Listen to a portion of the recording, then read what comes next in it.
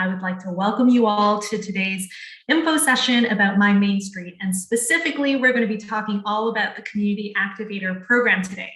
The deadline for submissions is fast approaching. You have 6 days left for the first round of applications for projects in 2021. So we hope that you are in the midst of preparing your application, thinking about it, and we also hope that this webinar is going to be useful for you. I am joined by my colleagues, Jared, who is our fearless program director, and Cecile, who is our wonderful program officer, and you're going to hear lots from them today as we proceed. I'd also like to thank the Economic Developers Council of Ontario, who are our partners, and they are leading the business accelerator side of My Main Street. Today, I am calling in from Toronto, which is the traditional territory of many nations, including the Mississaugas of the Credit, the Anishinaabe, the Chippewa, the Haudenosaunee, and the Wendat peoples. Toronto is also covered by Treaty 13, signed with the Mississaugas of the Credit, and the Williams Treaty, signed with multiple Anishinaabe nations.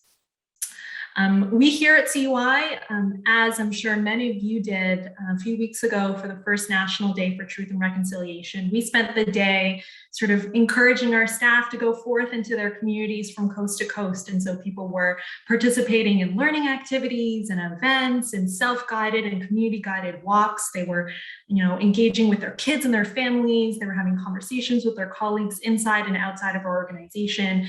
And that's something that I reflect on. That's the purpose of every land acknowledgement too. It's not just to acknowledge whose land we're on, although that's really important, but also to personalize and to reflect and to take the opportunity to really engage with what is an ongoing reckoning for all of our cities, our province, our country, and really reflect on reconciliation as more than just a word, but a practice and a commitment that flows between our personal and professional lives. And it's certainly something that is applicable to all of us as we're thinking about My Main Street as well. And as you're thinking about, putting together your applications around who benefits from the work, who's included in the planning, what kinds of impacts you have for Indigenous communities, whose land you're on, benefits for all kinds of equity deserving communities. That's a lot of what we're trying to achieve in addition to the sort of economic and broad social resilience of Main Street recovery. I would invite everyone to jump into the chat as you've already started to do and say hello, tell us where you're from. If you know whose land you're on, feel free to reference that as well. Thanks, Jamie, my colleague, for already flagging that. Please toggle your panel thing to all panelists and attendees away from panelists so that everybody can see your comments and your questions if you have any. Do feel free to raise your questions as we get going through the session. My colleague Cecile will be collecting them, and the second half of the session will be dedicated to your questions. We'll try and answer as many as possible. If we don't get to all of them, or if there's a very specific question for your project, we're also going to put an email into the chat that you can reach out to. It's basically a help desk. And someone will respond to you about the specificities of your project. We are also committed to making sure that after this session, we will get answers to all the questions you pose in writing back to you, certainly by the end of this week, maybe a little bit sooner. I know the deadline is fast approaching. The session is available in English and French. You can toggle at the bottom. We're also recording. If you want to rewatch or send it out to your colleagues, it will be available on mymainstreet.ca in the days to come. And really, just before I leave you and pass it on to Jared, my own reflections on this program. I mean, My Main Street is all about bringing people back into our main streets and supporting adaptation and recovery through and hopefully as we begin to and continue to move beyond the pandemic. And when we talk about main streets, there are all different kinds of main streets. They're the things that you think of in your community, the neighborhood centers, the suburban plazas, the downtown strips, the heart of your small town, main streets of all different kinds and shapes and sizes. And this program is all about fostering what in so many ways has been hampered or lost as we've retreated into our virtual worlds and into our own little bubbles over the last year and a half and more. And really trying to support you and all of the work that you're doing in terms of bringing people back onto our main streets to contribute to local economy, to create inclusion and shared identity and foster a sense of shared belonging, celebration. You know, we're trying to support events and activations and community improvements and policies and partnerships. And you've seen all this on our website, but these are all of the kinds of things we're hoping to foster through this program. And we're really excited to hear from you and learn about the great work that you're doing in your communities, and hopefully support the great work that you're doing in your communities, both this year and next year through the second round of this program. So with that, I'm going to pass it on to Jared, who's going to lead us from here. Over to you, Jared. Thanks, Selena. I'm so thrilled to see so many folks with us today from so many of the corners of kind of southern, southwestern, eastern Ontario. We're really fortunate to have so many folks with us today and to be able to talk about the program. Cecile and I will be presenting to you and taking your questions over the next 50 or so minutes. With that said, let me share my screen and we'll get rolling.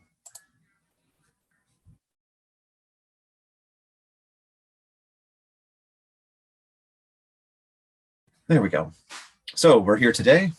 As Selena mentioned, we're focused on the Community Activator Program and trying to go tip to tail on this to tell you everything we can to assist you with your applications as you roll through them through this week and towards our deadline, which is coming up, of course, next Monday. In terms of our agenda, we have already walked through the first item with welcome and introductions, some housekeeping, and moving to the second piece, which is the presentation around focused on the program and timelines and expectations. And we'll get into some FAQs as well, frequently asked questions. And then finally, we'll be doing a Q&A and wrap up. So let's talk about My Main Street. First of all, let me say that My Main Street, of course, is conceived of as a program in partnership with a variety of various organizations. Ultimately, it's a little more than $23 million investment to help drive business and to restore both economic, social, and community vibrancy across the Ontario in the aftermath of COVID-19. We have a variety of targets, which you can see there, about supporting various organizations and businesses and new jobs. We have, of course, several objectives. We are really trying to zero in on, revitalizing main streets and small businesses. I'll take a minute to say that, what do we mean when we say Main Street?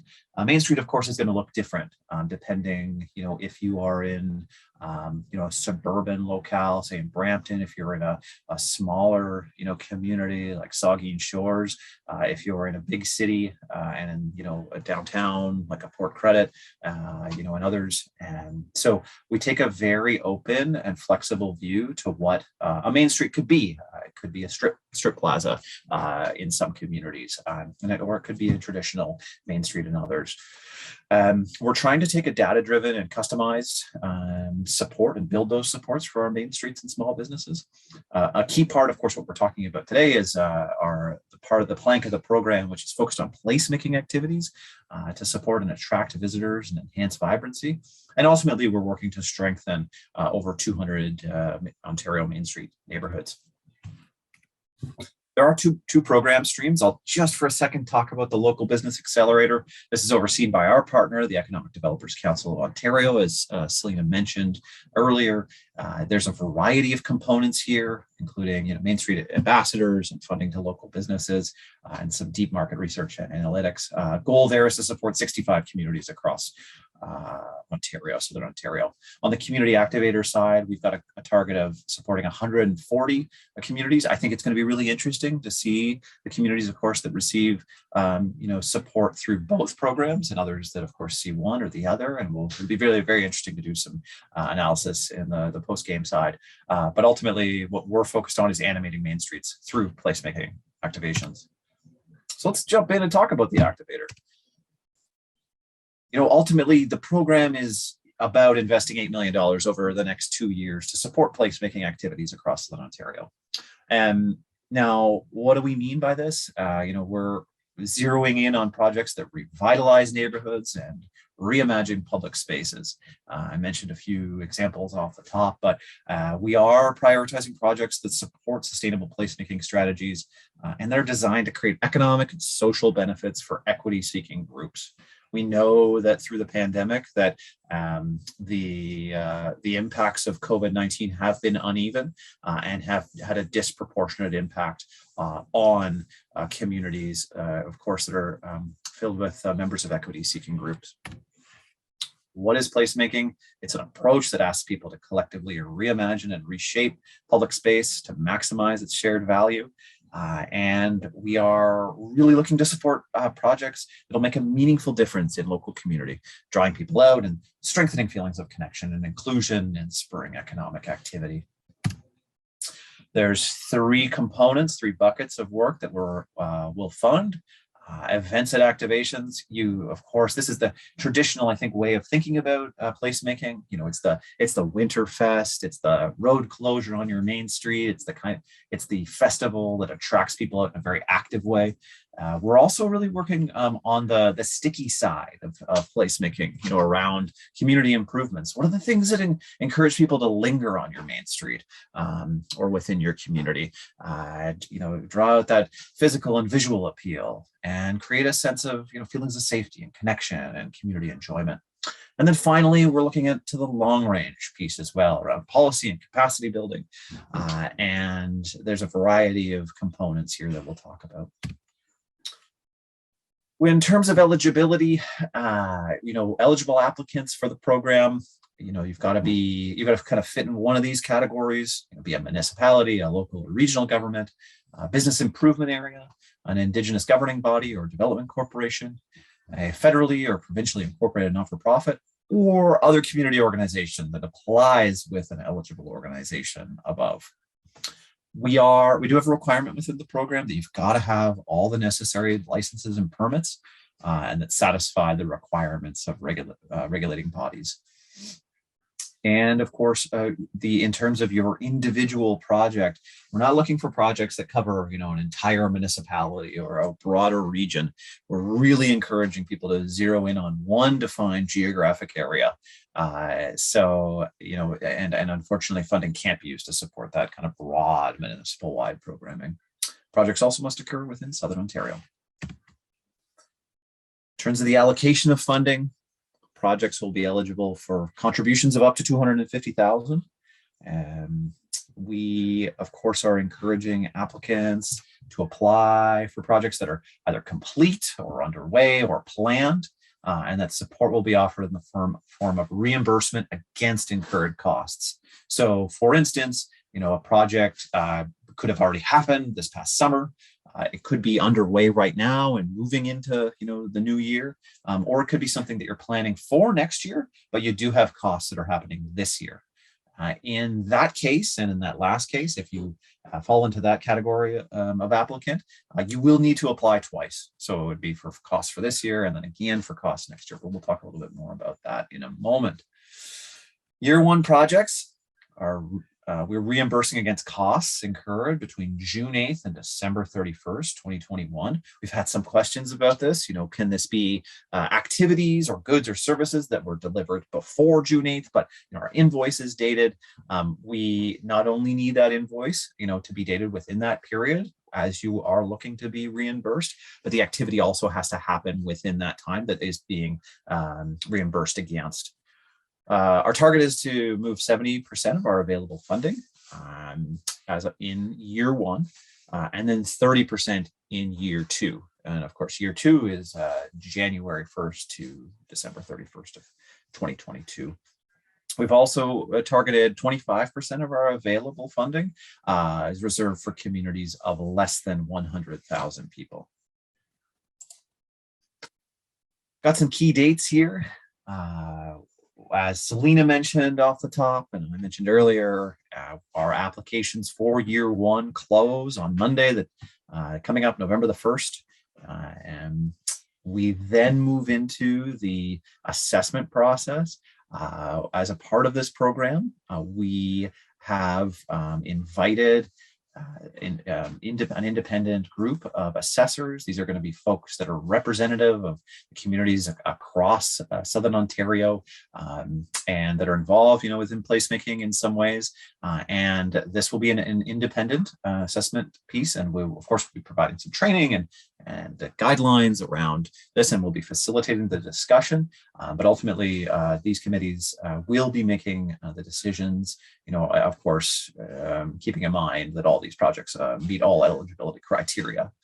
Our goal is to have word out about our projects and who's been successful in their applications, and folks also who have been unsuccessful, and that notification by the end of November. And then we start it all over again. December 1st, year 2 applications open up and will then be closed on February the 1st. We'll have more sessions planned for November and December, really focusing on enabling folks to, get their application in early. What does a great application look like? And really trying to help mobilize various communities to take advantage of the opportunity as we move into year 2. In terms of the overall assessment process, we've had and ultimately the process overall, we've had a number of questions that have come in. Thanks to everybody who have submitted questions so far. We're going to cover a couple of those here, and then of course we'll move into a bigger discussion. So right off the bat, if an organization submits more than one application, are they going to be judged on their own merits? This was something that we talked about in our previous info session as well. But we've said, yeah, of course, yes, each application is going to be assessed on its own merit according to our scoring matrix, but that regional equity is an important component of the program. And really that means that we'll need to distribute successful recipients across Southern Ontario. Can the project benefit or take place on more than one main street? Again, as we discussed earlier, Activator projects really need to be focused on a defined geographic area, and applications that propose to undertake programs in multiple defined geographic areas are also eligible, but those, of course, will be considered within the overall assessment project. We've had upper tier municipalities inquire about applying on behalf of several of their lower tier municipalities, for instance, and that's something that is absolutely allowable, and we're bringing those together within the application process.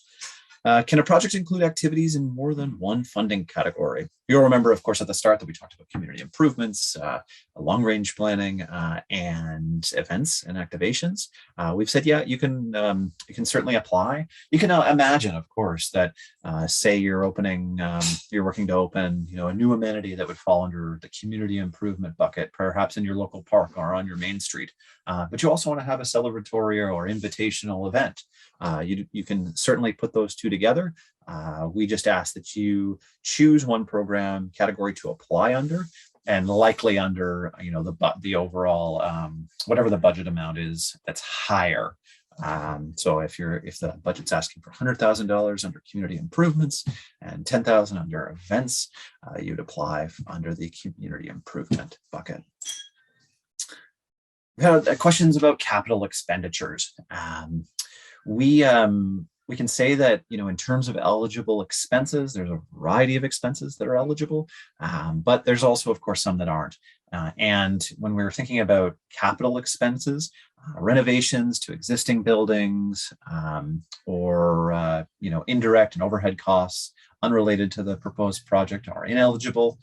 Buying land, vehicles, buildings, these are all ineligible costs. We've kind of effectively, for this project, we're imagining those community improvements as a kind of small C capital, like capital. These are above ground supplies related to temporary placemaking activities and enhancements to streetscape design and landscaping, and amenities such as murals, seating, temporary installations, lighting. Now, on this, if you don't see the particular piece that you're hoping to apply for here, please feel free to reach out. Our contact information will be included at the end, but we can book some time to chat. We've had lots of questions on this, and we're really trying to endeavor to meet your needs in terms of working through this. What if the project starts and or ends outside of the eligibility period? Great question. Projects can start or they can end outside of the eligibility period, but only expenses incurred for goods delivered during that period, the June 8th to December 31st, are eligible for reimbursement. And again, it's based on invoice date. Will new projects be judged more favorably than completed projects? No, new projects will not be judged more favorably than completed projects. We encourage applications for any projects that are planned, completed, or underway. We'll dig into this a little more in one more FAQ in a sec. Will decisions be made on an all or nothing basis, or will partial funding be awarded? We are aiming to fund projects in their entirety, though we also are open to circumstances where partial funding is awarded, and that'll be made by our assessment committee on a case-by-case basis. It may turn out that there's, a large project with multiple components that an applicant is putting forward, and it may turn out that one of those components is ineligible. We're not going to rule out the entire application based on that. We may sub that piece out and potentially move forward with the remainder. Are matching grants required? No, funding awarded through the Community Activator Program does not require matching contributions. And the program reimburses up to 100% of eligible program costs incurred during the eligibility period. And then I think this is our final question within this FAQ, and that's around, applying for funding for annual events that, we did pre-COVID. It's a great question. And, based on this, what we can say is that please do apply for bringing back an annual event that was postponed or canceled due to COVID-19. We really invite that. But that, again, it's got to meet our eligibility criteria and really zeroing in on, both equity-seeking groups and encouraging, a really even recovery, both from a social and an economic perspective. In terms of resources, the applicant guide, budget template, and application, which I'm sure all of you are already working hard on, can be found on the website, mymainstreet.ca/activator program. And we've got, there's questions about the review process can be addressed. My information is there. I've also will include Cecile's information at the end. But with that said, I'll conclude there, and we'll move into the Q&A. I'm going to stop sharing my screen here and invite my colleague Cecile Roslin to join us for that Q&A session. Perfect. Thank you, Jared. Yeah, we've seen a couple questions. We actually weren't sure if we were going to see anything that we hadn't heard yet before, but there are some new ones in here. So I'm excited about that as well. I guess worth mentioning, we are going to get through as many of these questions as we can right now. If there are questions that we're unable to address, we will still, we're going to write out the answers to all of the questions in the Q&A and email it out in case people missed that before. But yeah, I'll start with a question from Jared. I'm viewing your screen again. Yeah, I reshared it. I just saw a question about our email addresses. So perhaps I'll just put that up for a moment. It just went to that's a me problem. Perfect. So the first question comes from Ray. Pangbourne Hall is an annex of our St. Andrew's Christian Church. It attracts seniors from Clarence, Rockland, and the surrounding communities. How would they qualify for the grant? That's a great question. Again, we need to be mindful, of course, of the notion of how, our community centers are key parts, of our main streets. If a community center, in this case, it sounds like, is it the church, Cecile? Is that right? Mm-hmm. Yeah. If that is a space, of course, that's open to the public, that is, providing a variety of amenities, to the public, and very well, there could be programming there that could be eligible. Those could be events, for instance. There also may be some kind of, again, light community improvements that could be eligible there. We'd have to, of course, look at some specifics, but certainly invite an application there. Again, it won't be judged by myself or by Cecile. It'll be judged ultimately after we check those key core eligibility pieces, Then it'll move on, of course, to our assessment committee, who will provide further analysis and ultimately be awarding the successful recipients. Well, thank you. Lori asks, if you receive funding in the first round of the Activator program, are you eligible to receive funding in the second round? You certainly are. Yep. If you apply and we've got a banger application for the first round and are successful, and it's either a continuation of that program in the second year or a new program that you're interested in applying for in year 2, we certainly invite you to apply. Is it advisable for a group of individual projects of the same theme under one application? For example, spring summer 2021 placement making initiatives, including the breakdown of different initiatives, but on the same application. Yeah, they're just saying they've been putting together applications for multiple, but realized there's a lot of copy and paste involved. So can we do all on one? Certainly, yeah, we encourage you to do that. We've had some applications so far, where there have been 6 initiatives focused on various placemaking interventions on one main street, or potentially on multiple main streets, again, all within a specific set geographic area. And perhaps there's one for 20,000, another for 10, all adding up to say 130. Yeah, we encourage you. You can save time and put them all in one application rather than repeating each. If you've already submitted multiple, that's fine. Everything will be reviewed, and there isn't a benefit necessarily for going one way or the other. Great. If our project has all of their expenditures between now and December 31st, what happens if the line items change? So the budget stays the same, but maybe they were over on salaries and under on materials. Yeah, we will be approving a set budget, and so that budget that you're applying for, it'll have, of course, an overall amount. If you want to move, line items within an existing budget after the fact, it'll be something that we'll have to negotiate. We can't make any commitments on that today. So what I would say is, as of right now, that budget is really important, but that we certainly can negotiate on potentially moving things around in a case where one category is under or another. I believe that churches are an important part of community placemaking. As churches are seeking relevancy or purpose, can you speak to the possible role for both church and building? For both church and building. If the question, I can see a couple ways of answering the question.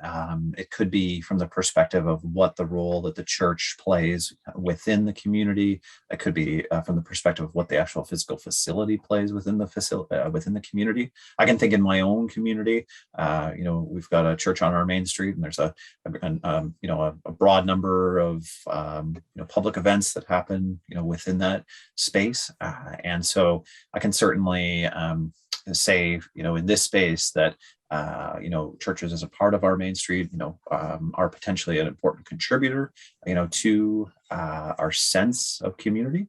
I would also say that for the purposes of the Community Activator program, that we certainly invite members, representatives from a church to apply potentially for projects associated with what we've discussed so far. Can an application consider placemaking interventions on a stretch of Main Street that connects multiple neighborhoods, or is it advisable to focus on a tighter geographic area? Yeah, really interesting question. I live in the downtown east side, south of Danforth, and along the Danforth is a really broad and really vibrant community made up of a variety of individual communities and a variety of business improvement areas. And I would suggest that, again, for the purposes here, in that case, you wouldn't apply for everything all along Danforth. In that case, you would really try to zero in on, one specific area. That being said, if there are multiple events that are happening, as a part of, these placemaking activities along that main street that you're imagining in a unified way, we'd encourage you to make the case for that in the context of your application. Great. We said Southern Ontario for candidates, but I assume it's all of Ontario. John, I actually put a link, and I'll copy it again a little further down, for the eligibility map for this project. It is funded by FedDev Ontario, who has a kind of specific map of what their catchment is. So it's all of Southern Ontario with the exclusion of Toronto, as Toronto has a lot of programming happening this year as it is. I missed that, yeah. Cecile. I'm so sorry, everyone. I missed that in the presentation. Yep. Sorry, Toronto. You're out. We're out. We're out this time. But yeah, I did put the map, and I'll send another copy of that a little further down the chat. We can also, Cecile, I'm not sure if we've done this yet or not. We can also link, and Cecile, we're making light of it, but there, of course, are a number of related programs that are, of course, happening in Toronto, and those are found on our website. I'll link to them, and we can also link to those here. Perfect. Is there a minimum amount for applications? We were just talking about this today. We were talking about this today. Yeah, you'll see on the website that we've put a bound of 25,000 to 250,000. I've actually had a lot of requests for lower amounts, and we, you're hearing it here first. We are inviting folks to apply for lesser amounts than 25,000. If you have submitted a question to us already, and we indicated previously that you must apply for more than 25, we will be going back with an official record saying, no, this is something that's been changed. So we do invite you to apply for a lesser amount than 25,000. The max does stay at 250,000 for eligible projects. Thank you. How about a storage trailer? Would this qualify as eligible, or is that a capital expenditure? Storage trailer, yeah, that's a really good question. I think that's one, that we would need to take back and discuss internally and with our funder. There's a line again between as I mentioned, buildings. A storage trailer is not necessarily a building.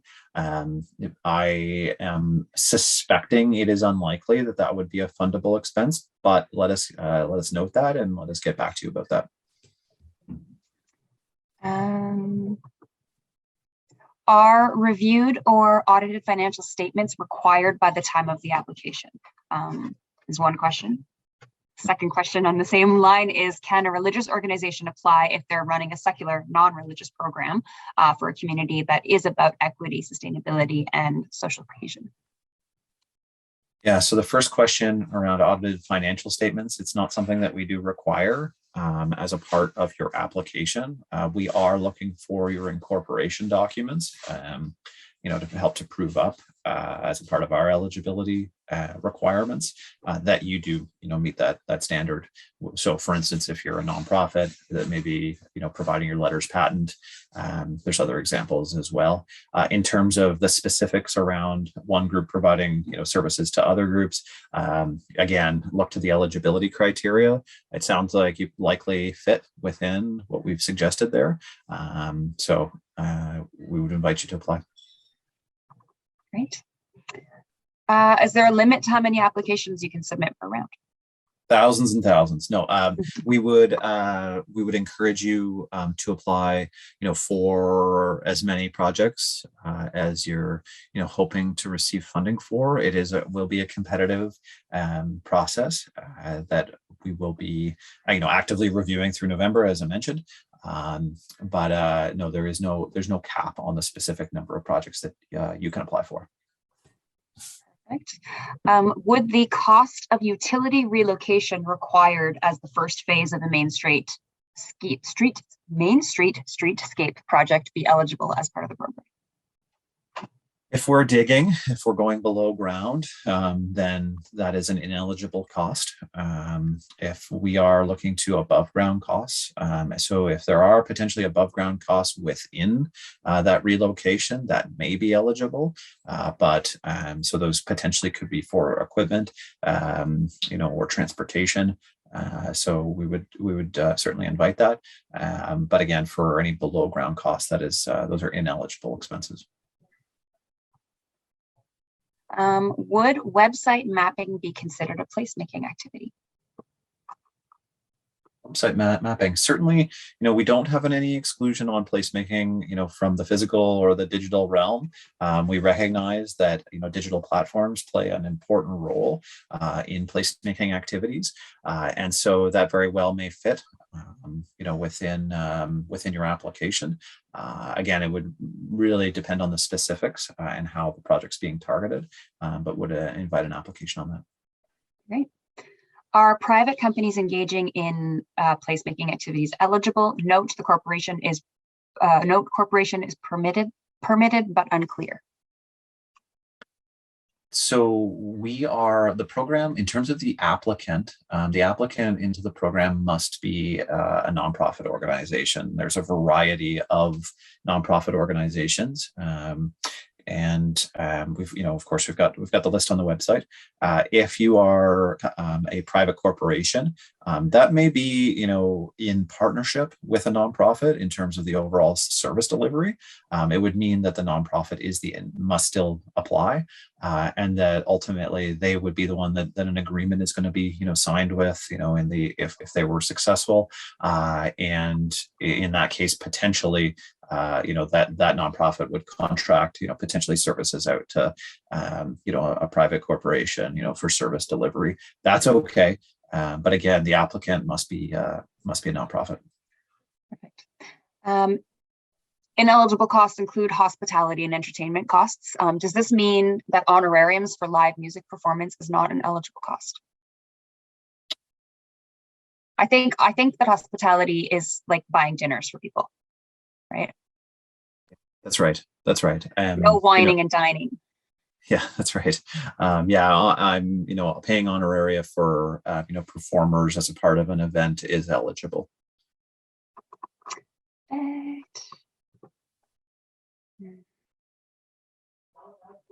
Oh, and then just a note that I think some people haven't switched the chat to panelists and attendees because not everyone has been able to see all the questions. So just a note. Oh, I don't actually know the answer to this question. Is everyone, or just the attendees? That's a Zoom tech question that I don't know.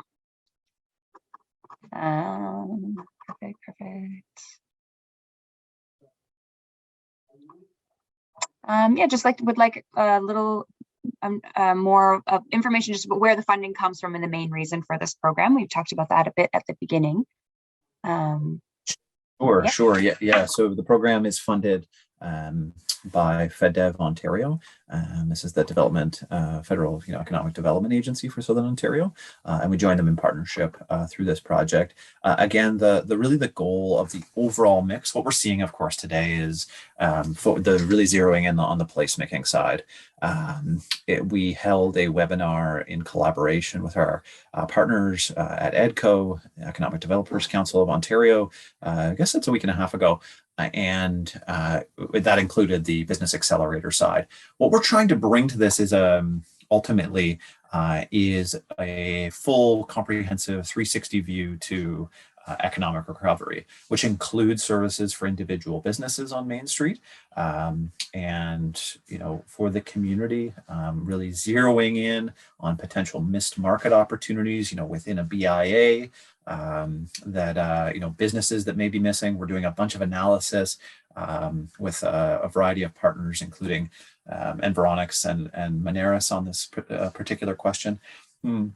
I'll say that our side is really trying to zero in on, let's say we've got the businesses, we've got a few of the amenities. How are we going to really actively focus on bringing people back? That's where the events come in. That's where some of the, light capital temporary improvements, from a placemaking perspective, adding a patio, for instance, or adding other amenities that help people to linger. So that's a little bit more in terms of where this program is coming from and the thought behind it. Great, thank you. Would display tents be eligible? A display tent. I think that makes certain sense in terms of temporary, placemaking activity. So I believe so. Okay. What about a bucket truck rental for installation of lights Yeah. or painting a mural? Yeah, that sounds like, again, that's an eligible expense. Transportation costs related to the project, are eligible. Cool. Yeah, we do. You can email either Jared or Cecile. I'll put my email at the end as well if you have any further questions. Sorry, the question, Jared, is just, staff answering questions? And the answer is Jared and I are both answering questions. And feel free also, yeah, Okay. and in addition, Cecile, feel free to book some time with us as well to talk individually about your application. We've had a lot of meetings with a lot of folks, and happy to send you a Calendly link to book some time in our schedule to discuss further. Okay. Just another question about sort of the definition of Main Street. Does the project have to take place on a main street? We're working in a town-owned space that has been a historical farm, but it's being developed as a community gathering space. Would this qualify as placemaking? They anticipate 3,000, I think that might be visitors next year, based on the way it was this year. Okay. Again, if we leave it to you to make the case for how and why the location that you've selected that the project is happening within is a part of of a main street within your community. I can't comment on the specifics. Happy to discuss it offline further, but again, yeah, we would leave it to you to make the case for this. There are hundreds of main streets, if not thousands, across Southern Ontario, and we also don't want to, we don't have an official list of this is a main street, this is not. We would encourage you because multiple communities are going to define their main street spaces in different ways. We want to be really open and honor that. Okay. Just to confirm, does the project need to be fully implemented prior to December 31st? It does not. The project certainly can be underway. It could be a multi-year project. And again, we'd be looking to the specific interventions that would happen, for year one before December 31st, as well as we would need, again, when it comes time to make claims against funds awarded, that you would submit an invoice, again, dated within the time frame. Yeah, so the project can happen early 2022, but your invoices must be dated for this fiscal year. That's right, and for services that are again being delivered within this fiscal. Are service clubs like the Lions Club eligible for the Activator grant? The hall is open to the public and offers a variety of programmings and events, and it's inclusive. Yeah. Again, if the Lions Club, which I believe it does, is a registered not-for-profit or other within that list of eligible associations, it's certainly you're an eligible applicant. The community space, again, it sounds great, and sounds wanting to make that case about its relative importance within the Main Street that you find yourself within. But yes. Perfect. Would consulting engineering fees to undertake the design of the Main Street construction costs be eligible? I believe so. Again, if what we're talking about is zeroing in on a placemaking intervention, that would fit under policy and capacity building likely, but we would obviously encourage you to take a look at the application. But it does sound like that is eligible. Okay. Would an improvement be eligible if it augmented an already approved project to make it better, meaning the component itself could not be delivered in the absence of a larger project? So yeah, there's something that's already been completed or that is underway, and this is an additional piece on top of that. It very well could be eligible. And again, you'd want to be paying specific attention to the work delivered in the specific year that you're applying for, and that the invoices, of course, line up against that. Perfect. What about seasonal decorations? Yeah, absolutely. Absolutely. There's, a variety of holidays that various communities, and, celebrating the seasons, of course, can be a wonderful way to invite people, back to Main Street. And so, that would be, it sounds like that would be absolutely eligible. Yeah, perfect. I like this one, and we're getting lots of questions like it as well. So they have been approved by the city to get the cost of half of their BIA banners covered. Can they apply to get the difference covered through this grant? Yep, absolutely. That certainly you can't have multiple funding sources, or at least from the perspective of programs that we're funding. We can't be, there can't be any kind of double dipping on that. So this can't be something where you're applying for both the same component of funding from multiple funding partners with us included. We certainly can fund an unfunded line item that isn't funded already by the city, and in this case, that other half of the banners. Yeah, absolutely. Perfect. What are some examples of the policy and capacity building projects? Yeah, great question. This could be a placemaking strategy that's being put together. This could be a Main Street revitalization plan, that's being assembled. It could be, you're bringing an active group of stakeholders together, and there's a facilitated session that you want to put on. Perhaps you're trying to reach out to, underserved or underrepresented communities, really trying to tap in and learn more about how it is and ways in which, you can activate a space within your community. We have included a full list of ideas for projects, which we can share through the chat as well on the My Main Street website. But those are a few examples there. Yeah, perfect. I just put that list at the bottom. Thanks, Cecile. Right on. Can projects that improve community safety qualify, such as those that build local neighborhood capacity for second generation CPTED programs? What a CPTED program is? Neither do I. That's why I just read it out. I certainly can say that, capacity building within a community, we've got a fairly broad definition of that. And that could be something that is that could be funded. I just thank you, Philippe, crime prevention through environmental design. That certainly could be applicable.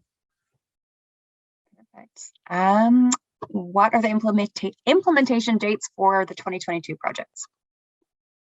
Yeah, that's a great question. For 2022 projects, we will be inviting applications beginning December the 1st.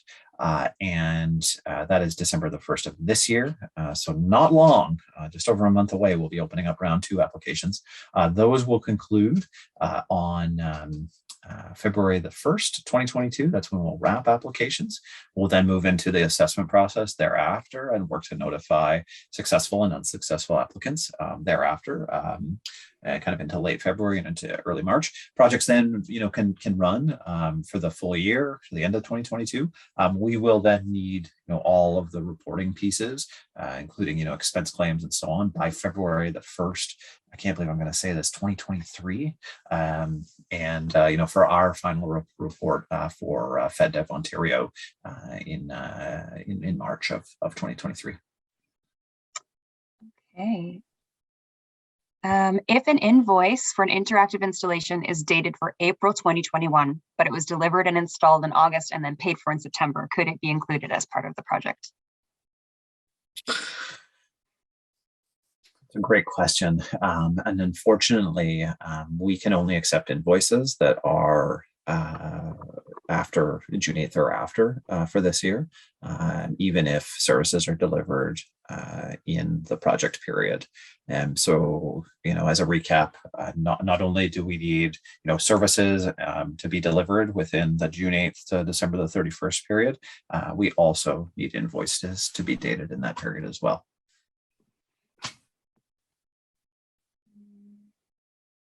If a group is not associated with a Main Street project, but is working on advocacy for service to projects such as transit, would that be eligible for funding?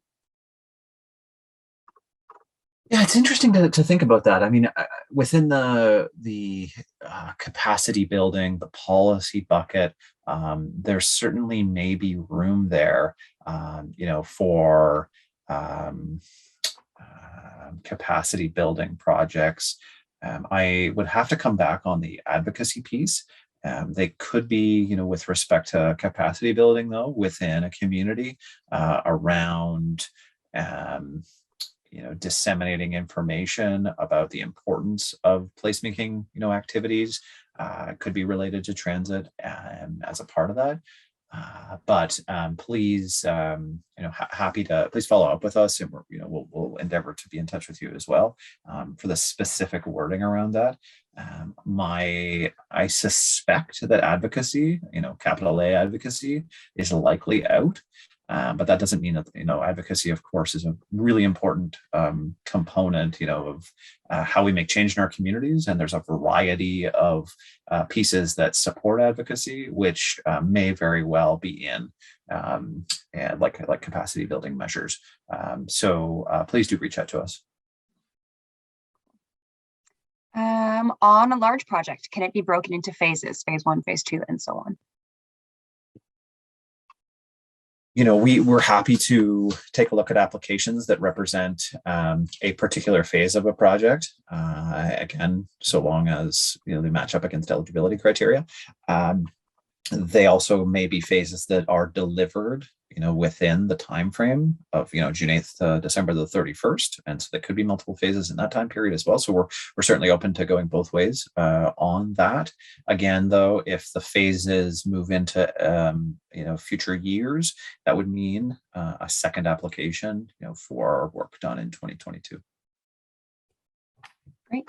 Will we do partial funding? Apply for 50, get 25, as an example. It's possible. Yeah, we've said that we're endeavoring to, to fund, all applications.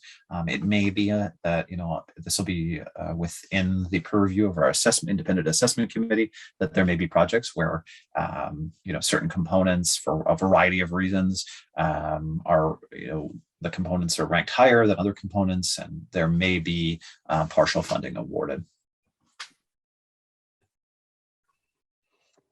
Would consulting fees for a master plan design of a public engagement component facilities larger project be eligible, even if the project itself has a longer time frame? Yep, those could be funded. Is there a maximum that you can ask for? Yeah, that's a 250,000 is our max. Oh, we're almost to the end. Would the creation of a public washroom facility be an eligible project in a downtown core area that doesn't have one now?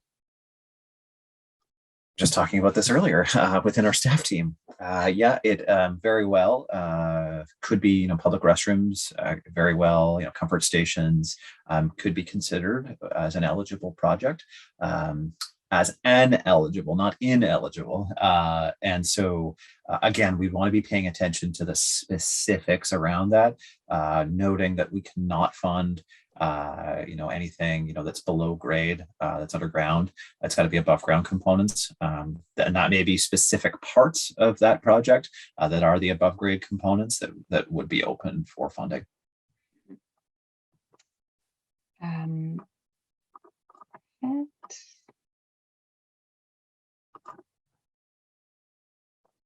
Is there a cap on the amount of certain types of placemakings? I'm not sure what that is. Certain placemakings. Yeah, I'm not entirely clear how to answer that question. Yeah, it's close to the bottom. I can say that. Yeah, I don't know if you mean the amount or the number of applications or what. Yeah, I will say. Okay. Question answered. Yep. Thanks. Cool. Thanks, Tamara. What if your main street is a trail, specifically a lease of a building on the trail? Yeah, again, we would need to see project specific costs. And so again, if this is, very focused, project that is happening, within this community space that's publicly accessible along this trail, that could be in, we can't cover the overall ongoing costs for that building. But again, for this very specific, things that are related to, say, an event that's happening, or an intervention over a specific period of time, and some component, of rent, that would be, or at least that would be eligible. Okay, perfect. And then what about, I like this question, what about the installation for an electric car charging station, including the electrical infrastructure upgrades needed to deliver the power? Great. I think, you need to make the case around, of course, as to why this is a placemaking activity, and which would be reviewed by our panel. What I can say is paying attention to, again, the above ground costs are something that are really important, and not being able to fund subterranean or underground costs.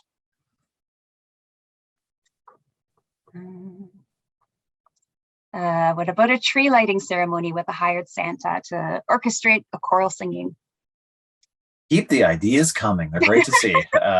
Again, that sounds like a potentially wonderful event. That would be something that you'd want to, really focus on, the how the event, is serving, equity seeking groups in particular.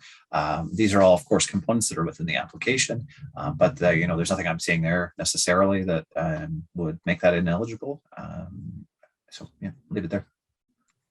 Yeah, and then just one last, does the project need to be shovel ready, or would we cover the architecture costs of a pavilion? Get the use of the word shovel in that, considering we can't go underground, but I know what you mean.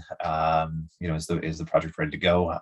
It's certainly, the planning and staging costs in the lead up to a project are eligible within this stream of funding. Oh, and this is another one that I don't know the answer. Maybe somebody else on the CUI team does, but is there going to be another session just for the Accelerator program?